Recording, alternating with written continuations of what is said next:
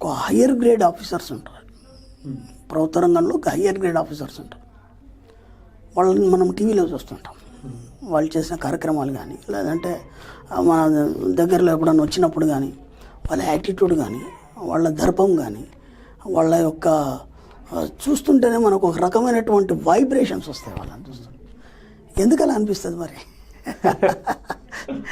వాళ్ళని చూస్తే ఎందుకు అలా అనిపిస్తుంది? వాళ్ళు ఎట్లా అంటే ఇప్పుడు ఒక ఐఏఎస్ ఐపీఎస్ క్యాడర్లు ఉన్నవాళ్ళు, ఒక హై గ్రేడ్ ఆఫీసర్లు, A+ క్యాడర్లు ఉన్నవాళ్ళు కూడా అందరూ కూడా ఎలా ఉంటారంటే, మీరు గమనించండి, వాళ్ళకి ఏం చేసిందంటే గవర్నమెంట్ వాళ్ళకు ఒక బాధ్యతనిచ్చింది. ఆ బాధ్యతని ఎంత సక్రమంగా నిర్వహిస్తారంటే వాళ్ళు, కానీ వాళ్ళకి ప్రభుత్వం పట్ల బాధ్యత లేదు, ప్రజల పట్ల బాధ్యత లేదు, దేని పట్ల బాధ్యత లేదు. ఎందుకు లేదు? అది మనం అందరం బాధ్యత అనుకుంటున్నాం. వాళ్ళు చేసేదంతా ఏదైతుందో అది బాధ్యత అనుకుంటున్నాం. ప్రభుత్వం వాళ్ళకి బాధ్యత ఇవ్వలేదు. వాళ్ళు బాధ్యతగా స్వీకరిస్తే వాళ్ళు అలా ఉండరు. అంత పర్ఫెక్ట్గా, అంత పర్ఫెక్ట్నెస్, వాళ్ళ బాడీ సిస్టమ్, వాళ్ళ యాటిట్యూడ్స్, వాళ్ళ స్ట్రిక్ట్, వాళ్ళ మూమెంట్ చూస్తుంటే ఎంత టక్క వెళ్ళిపోవడం కానీ, అట్లా కూర్చోవడం కానీ, మాట్లాడడం కానీ, ఉన్న పరంగా ఆలోచనలు తీసి అంతా సమస్యను అంతా క్లియర్ చేయడం కానీ, ఇదంతా ఎలా వచ్చిందంటే కేవలం బాధ్యతతో రాదు. అది వాళ్ళ అప్పచెప్పినటువంటి పని పట్ల ఎరుగని కలిగి ఉన్నారు వాళ్ళు.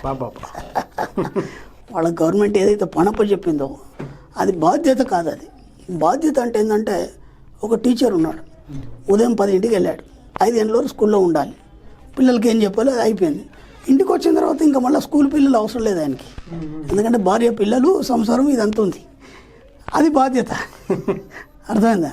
కానీ అక్కడ వాళ్ళకి డ్యూటీ ఎక్కేప్పుడే ప్రమాణం చేస్తారు. ఏమనంటే, ఎలాంటి ప్రేమకు కానీ, సెంటిమెంట్కి కానీ, దేనికి లొంగకుండా నేను ఖచ్చితంగా ఈ ప్రభుత్వ రాజ్యాంగానికి నేను లోబడి పనిచేస్తాను. ఓకే, మళ్ళీ వాళ్ళకి 24 hours డ్యూటీ, ఆన్ డ్యూటీ, వాళ్ళకి 24 hours ఆన్ డ్యూటీ. అర్థమైందా? కాబట్టి 24 గంటలు వాళ్ళు ఎరక కలిగే ఉండాలి వాళ్ళు. అర్థమైందా? వాళ్ళ ఇంటి దగ్గర పడుకున్నా సరే, బాబుతో ఆడుకుంటున్నా సరే, ఒక ఫోన్ వచ్చిందంటే ఇమీడియట్లీ వెళ్ళిపోవాలి. కాబట్టి వాళ్ళు ఆ స్థాయిలో ఉన్నారు. ఇప్పుడు మనం అలా కాదు.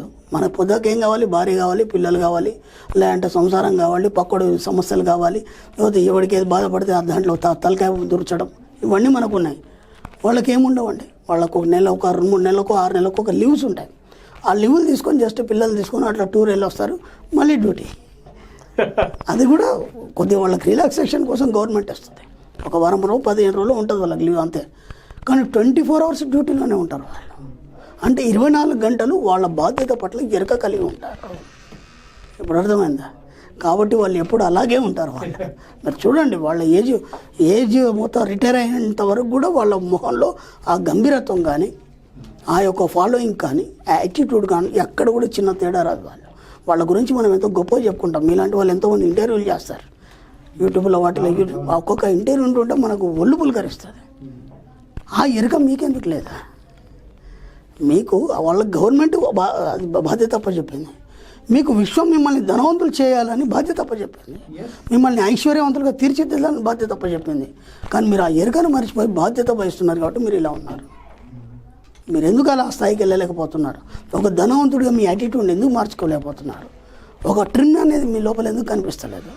ఒక అందం అనేది ఎందుకు కనిపిస్తలేదు? ఒక గాంభీర్యం ఎందుకు కనిపిస్తలేదు? మళ్ళీ ఎప్పుడు అలాగే పిచ్చి పిచ్చి మాట్లాడుతున్నారు, పిచ్చి పిచ్చి పనులు చేస్తున్నారు. ఆ పార్టీ అంటారు, అది అంటారు, ఇది అంటారు, అప్పులు అంటారు. ఇవే అంటే మీకు ఎరుక కలిగి లేరు మీ జీవితం పట్ల. ఇప్పుడు అర్థమైందా? ఎప్పుడైతే ఎరుక కలిగి ఉంటారో జీవితం పట్ల, అనుక్షణం మీరు అలర్ట్గా ఉంటారు. చూడండి, ఒక ఐపీఎస్ ఐఏఎస్ ఆఫీసర్ చూడండి, అనుక్షణం అలర్ట్గా ఉంటారు వాళ్ళు. వాళ్ళకు రాత్రి ఉండదు, పగలు ఉండదు, ఏముండదు. ఎలాంటి ఫ్లడ్ వచ్చినా వీళ్ళు అక్కడ ఉండాలి, ఉండి అవన్నీ కార్యక్రమాలు నిర్వహించాలి. ఏనాడన్నా వాళ్ళు అలసిపోయినట్టు కనిపించిందా మీకు? చూడండి, ఎక్కడైనా టీవీలో చూడండి, ఎప్పుడైనా టైర్డ్ అయిపోయినట్టు కానీ, బాధగా మాట్లాడినట్టు ఎప్పుడు కనిపించదు. వాళ్ళు బాధ్యతాయుతంగానే ఉంటారు ఎప్పుడు కూడా. అంటే ఎరుక కలిగి ఉంటారు, బాధ్యత కాదు, ఎరుక కలిగి ఉంటారు. ఆ ఎరుక మీ లోపల వచ్చినప్పుడు మాత్రం మీరు అలా సాధిస్తారు. వాళ్ళ ఎరుక ప్రభుత్వం డ్యూటీ చేయడం వల్లది, మీ ఎరుక కోటీశ్వరులు అవ్వడం, ధనవంతులు అవ్వడం. దీనికి విశ్వం మీకు ఎరుక కలిగించడానికి సిద్ధంగా ఉంది. మీరు దాని వైపు చూడకపోతే అది ఏం చేస్తుంది? ఎన్నిసార్లు చేపట్టుకొని లాక్కొస్తుంది. ఇక్కడ ఎలా ఉంటుందంటే, కోతి ఉంటుంది, కోతి పిల్ల ఉంటుంది. అర్థమైందా? కోతి పిల్లని కోతి పట్టుకోదు ఎప్పుడు కూడా. చూడండి మీరు ఎక్కడైనా చూడండి, అది కొద్దిగా మూమెంట్ కాగానే ఈ పిల్ల వెళ్ళి తల్లిని పట్టుకుంటుంది. ఇక తల్లి ఏ కొమ్మ నుంచి ఎటు దాటినా సరే దాంతోనే ఉంటుంది. ఇప్పుడు మిమ్మల్ని ఎన్నిసార్లు చేపట్టుకొని లాగుతుంది విషయం ఒక్కసారి చెప్పండి. ఇన్ని వీడియోలు విన్నారు, ఇన్ని క్లాసులకు వచ్చారు, ఏనాడో మీకు ఆ ఎరుక లేదే. ఎరుక గురించి కూడా మనం స్పెషల్గా 1 గంట క్లాస్ చెప్తాం మనం. నువ్వు ఎలా ఎరుక కలిగి ఉండాలి, నీ పట్ల నీ యొక్క బాధ్యత ఏంది, నువ్వు ఏం చేయాలి, నువ్వు ఎలా నీ యొక్క యాటిట్యూడ్ మార్చుకోవాలి, నువ్వు ఒక రాజసంగా ఎలా ఉండాలి, ఒక రాజులాగా ఎలా ఉండాలి.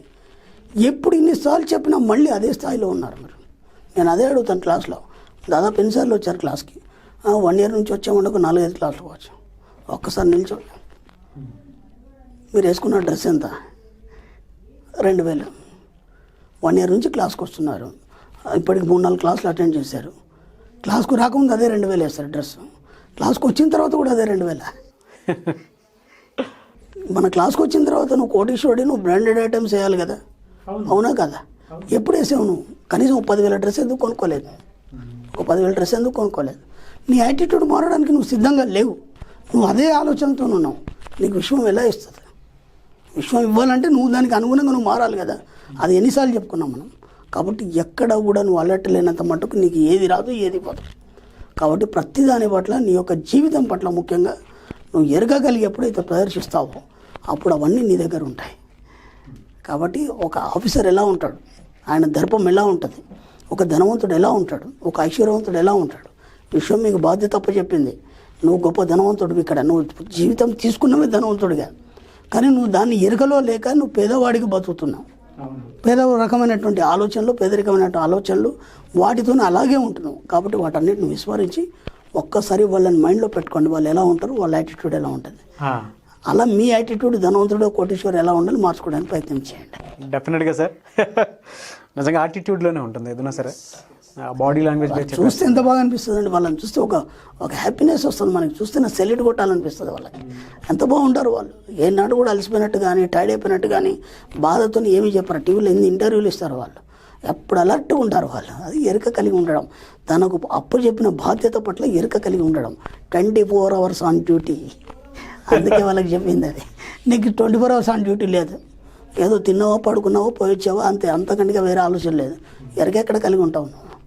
అందుకే నువ్వు ఇలా ఉన్నావు. మీరు చెప్పినట్లు నిజంగా బాడీ లాంగ్వేజ్లో చాలా నేర్చుకోవచ్చు అన్న. బాడీ లాంగ్వేజ్ నుంచే మనకు ఆ గౌరవం కానీ ఇది కానీ మన ట్రైనింగ్లోనే అలా ఉంటుంది. మరి మామూలు కాదు కదా. ఊరికే ఆ క్యాడర్కి వెళ్ళాలంటే మామూలు కాదు. దాని వెనకాల ఎంత వర్షం ఉంటుంది. నిద్రలేని రాత్రులు వాళ్ళు. ఒక్కొక్క స్టడీ 18 గంటలు నిద్రపోకుండా చదువుతారు వాళ్ళు.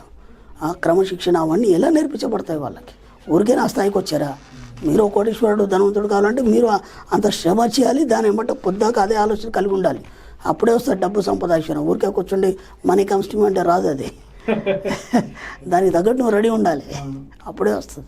Thank you so much Shri Acharya Ananta Krishna Swamy గారు. థ్యాంక్ యూ అండి.